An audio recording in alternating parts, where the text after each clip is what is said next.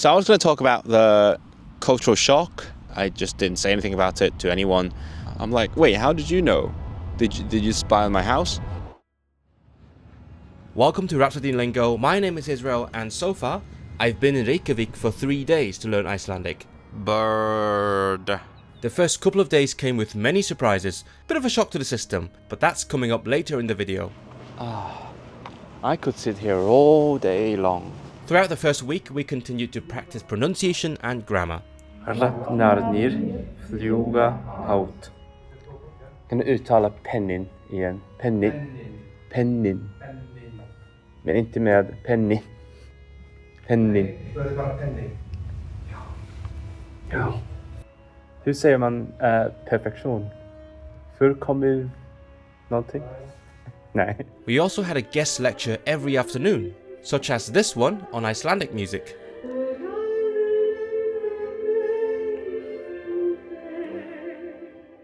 But when I'm not in class, I've been doing some exploring. I was gonna film something here, then I realized I forgot to bring my mics, so I've got nothing. It's really cool though, isn't it? I've basically been scouting potential filming locations for my eventual video essay. I just headed down to a midboard. It just sounds really cool to say I'm near midboard. Sorry, I have to shout now because there's cars. There's so many cars here. I won't stop moaning about this. Guys, how do I get there? But yeah, that was midboard. This is whatever beautiful sea. I'll talk to you when I get my mic. Socializing. And practicing on my own. I'm waiting for someone, so I thought might as well read some random signs for you guys. I mean for myself, obviously. Þarftu aðstoð. Þarf, like German, bedarf, like need, bedürfnis, bedarf. Einfalt í appinu, something in the app. Þú getur meira með appinu. You get, I guess, more with the app. What is that up there? Many people have asked me how I pick up things in new languages so quickly, and to me, it all comes down to finding patterns and connections. If you'd like to dig deeper into how my brain works, and how you too can start thinking like me, click the link below to start language coaching with me. Fjord is like a nation, so all nation. Ráð, like a rat. Tölvu, I know Tölvu. I have my mic now. I'm sorry the scenery isn't as nice as before. You can see the main church over there, but the view is blocked by this stupid crane in the way. It's also really far away. We're not at the sea anymore. But it is what it is. My bad, I forgot my mic today. Even though I found the perfect filming location. Maybe I'll use that for a later video. Stay tuned. It is actually also 10 o'clock now. This is 10 o'clock. It actually stays like this until 12. At 12 it becomes slightly grayer, but it's also basically like this. I do love that about this crazy phenomenon, because I can basically come out here and film outdoors anytime I want. Even like, I don't know, at 1 o'clock when I feel like it, I can just come out and be like, hey, there's good lighting here. Don't need it to actually light myself. Amazing. I don't have to chase the sun like I sometimes have to do when I'm home in England. This is my day 3 update. It's not like I plan to do one every single day, because that's going to be way too long, but it's just the first few days, it's a bit of more of a shock to the system. More on that later, but I'll take you through what we've been doing. Again, because you might be interested how it's like to learn Icelandic through Scandinavian languages. So we've been doing a lot of grammar today, genders. Það heitt. Þetta mamma. Fín. Hún góð. Þetta barnið.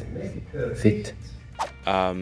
Declensions, different cases. We went straight into that, partly because people already know what those are, and partly also because that's the main thing that differentiates Icelandic from the Scandinavian languages that we already speak. So like, we don't really have to learn the words because we already know at least the roots, so you can probably deduce what they're saying from the roots alone. There's a lot of guesswork, but like the main thing we'll be learning is the grammar and also like training fluency. So that's why we've been going through like a textbook, some basic things like, as I said, ég heiti Ísrael, ég frá Bretlandi, ég á kærastu á Hong Kong, við tölum kantónsku og skrifum ensku. Ég fer gangandi í skólan, mér finnst íslenska falleg. I kept thinking it's farlikt, which means dangerous, but no, it's falleg, it's beautiful.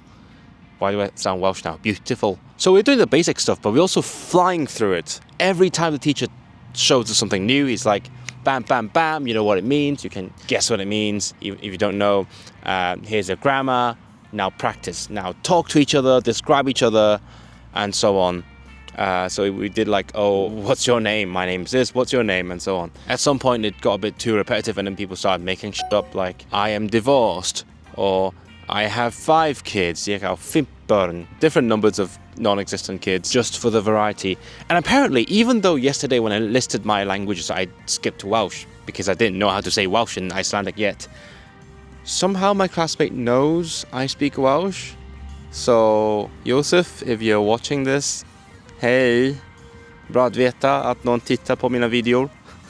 Jag vet inte. After class, I went for a spontaneous walk with my classmate to the city centre, which I hadn't been before. On the way, we saw lots of signs, sometimes with more Icelandic on them. Bækur, sápur. Det är inte så isländskt. Ilmvötn. Fatnaður. Vitamin. Matur. Te.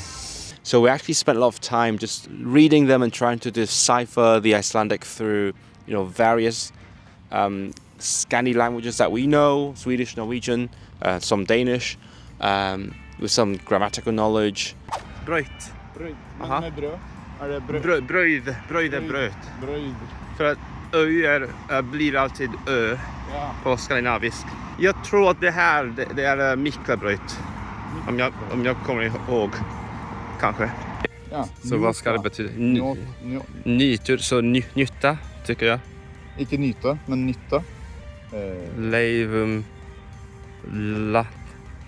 naturunni att njuta. Det talar om njuta. Ja, som njuta är fint. sin leivum.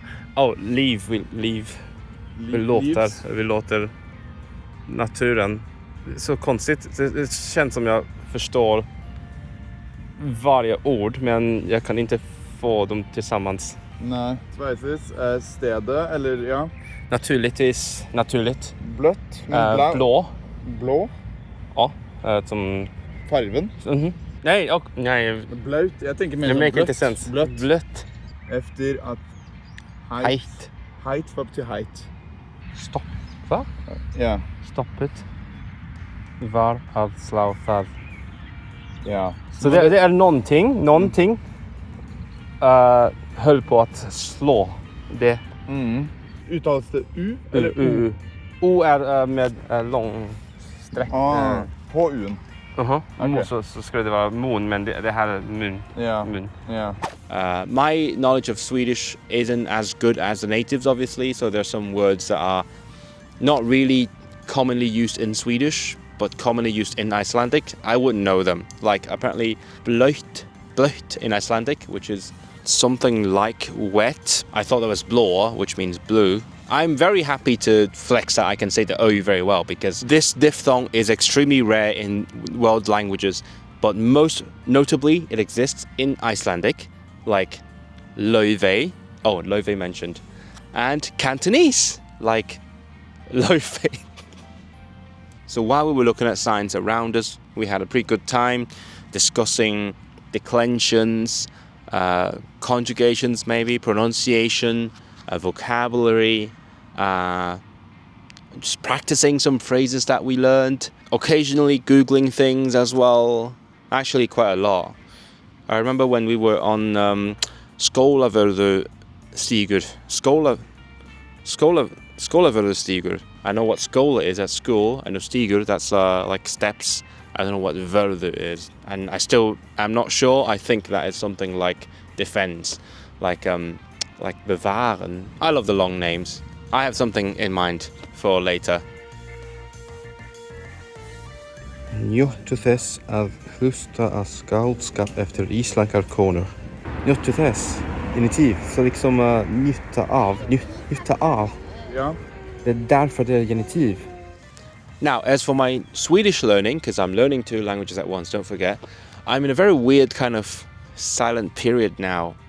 It's in a way that it's not unlike, you know, people say when you first learn a new language, don't speak it until you've been immersed in it for 6 months and then start speaking.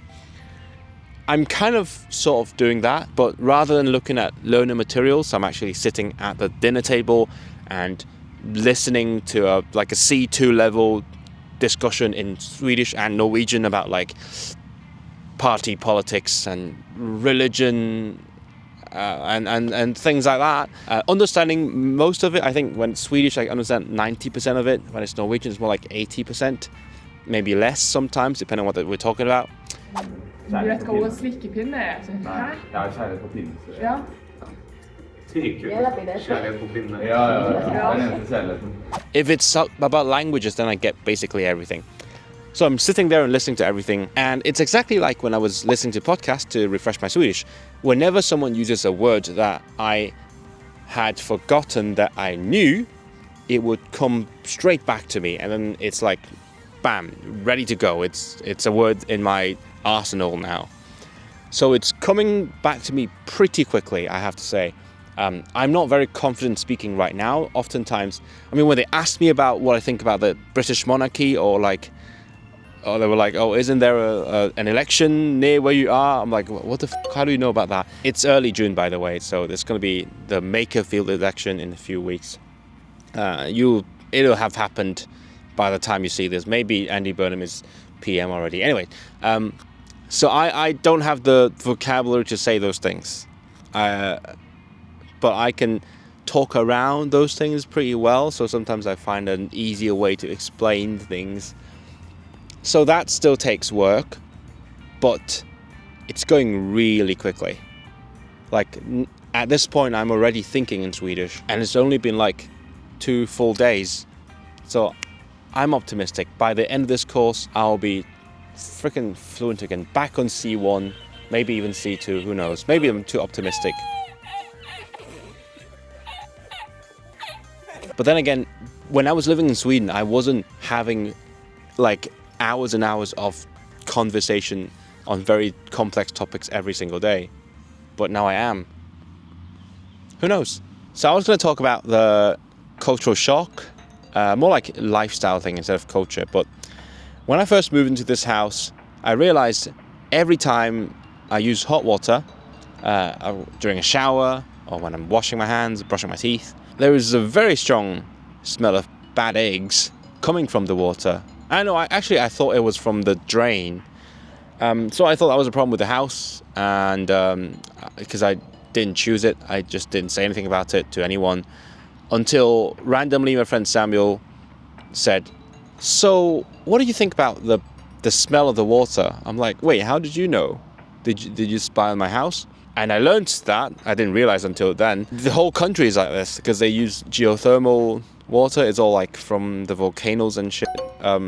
So the water is apparently extremely clean, but also it smells like bad eggs all the time. But that also means energy and heating is really cheap, even if that doesn't matter to me because I don't pay for it. So if you didn't know that, fun fact for you, it was fun for me. Not really fun because it smells like shit, but I can live with it.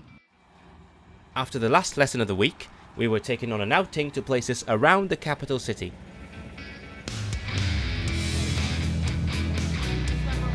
We first went to Bessastaðir, the official residence of the President of Iceland. Unfortunately, we weren't lucky enough to run to the President here, unlike the class in the following month.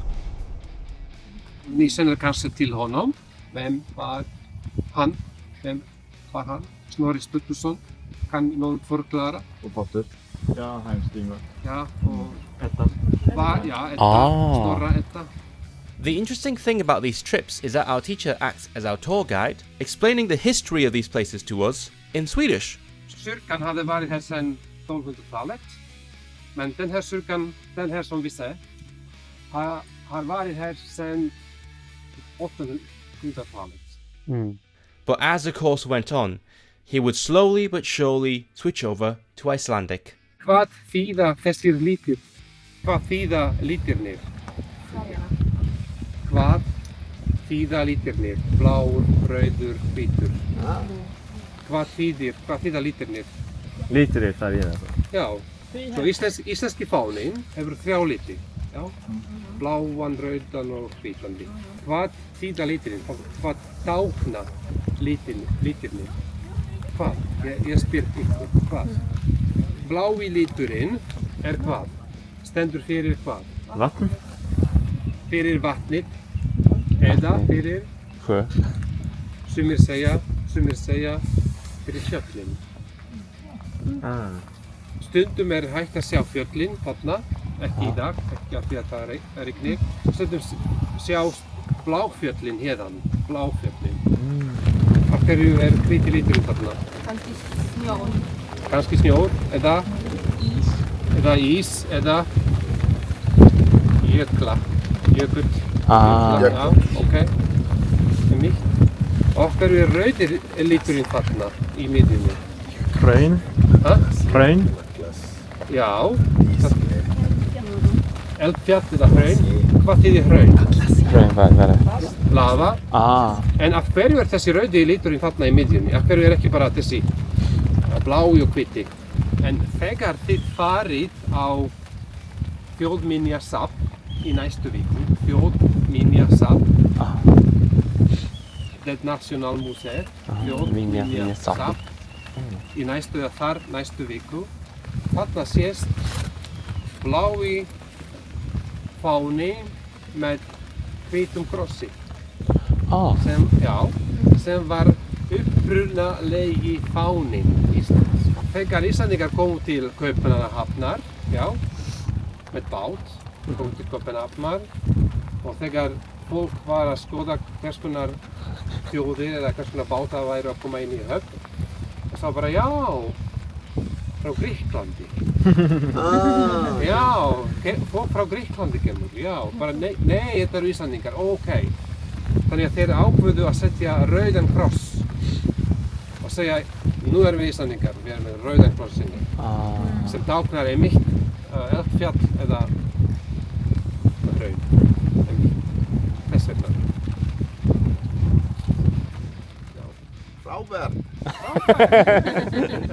When you see the clips from our final outing, come back here to contrast them with this one. We then headed back to the capital and checked out Nautholsvík, a geothermal beach, one of many that we would eventually come across, because this is Iceland. Yeah, it smells like bad egg everywhere. Volleyball. Volleyball. Blak á íslensku. Blak. Fint. Ja. Mjög fint. Frábær. That's a long boy. We also went to another far end of the city, Grotta, a tidal island with a lighthouse in the distance that is currently inaccessible to us. The last time I saw a tidal island, it was in Cornwall. You can get a glimpse of my adventure in Cornwall in this older video. Annars hægt að fara þangað, en ekki stengt. Að ferða stengt. Local. As a consolation prize, we got to chill out with this little well of warm, comfy geothermal water. That also stinks. We ended our outing on this mound that you can walk up and see this shed for drying fish. Hartfiskur. But the next day, we'd have a bigger day trip way beyond the capital region. But you'll have to wait for the next update to see the amazing sights that we saw. Og rútan fer af stað klukkan 9. Until then, thanks to Kamil and Laurence for supporting the channel on the all the way level. And make sure you're subscribed so you don't miss the next part of our adventure. Við ætlum að fara vestur. Við stoppum í Borgarnes og stoppum hjá Deildartungukver